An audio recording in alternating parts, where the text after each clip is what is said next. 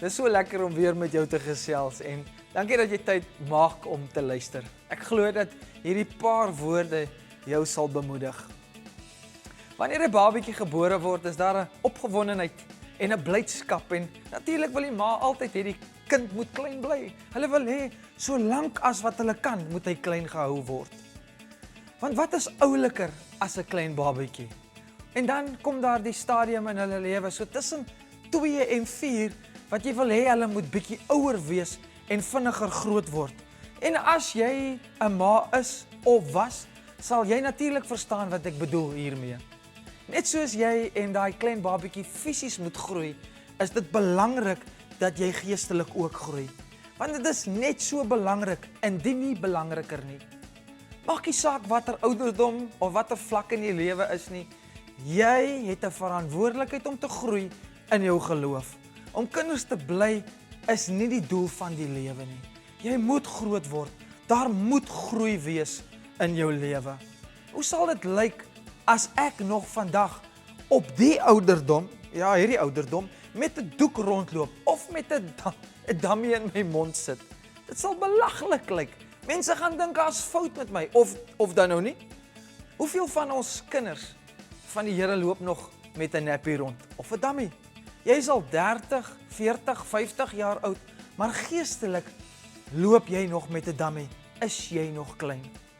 1 Petrus 2 vers 2 lees ons: en verlang soos pasgebore kindertjies na die onvervalste melk van die woord, dat jy en ek daardeur kan opgroei.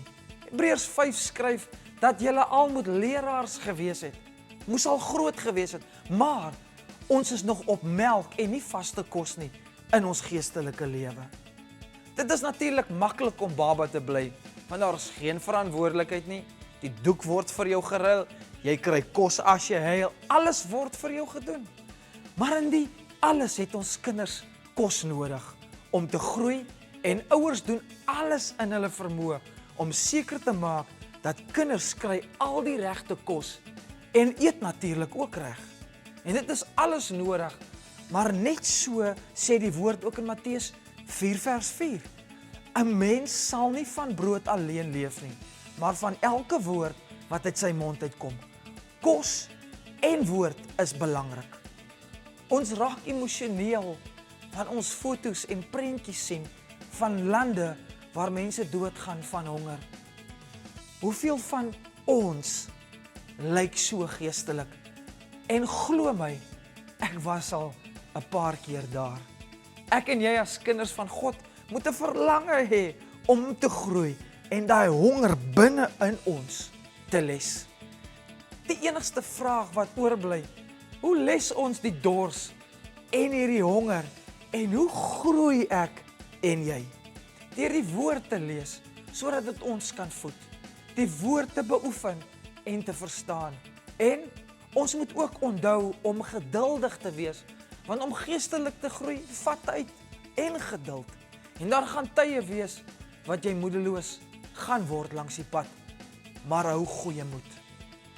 Kom ons word groot. Maak 'n punt daarvan om te groei. Groei in die woord. En onthou, ondersteun mekaar soos ouers vir hulle babatjies daar is. Ons is tog almal 'n familie in Christus. Baie dankie dat jy geluister het. Onthou, deel dit met iemand, stuur dit aan iemand. Iemand het dit dalk nodig om dit te hoor. Groete.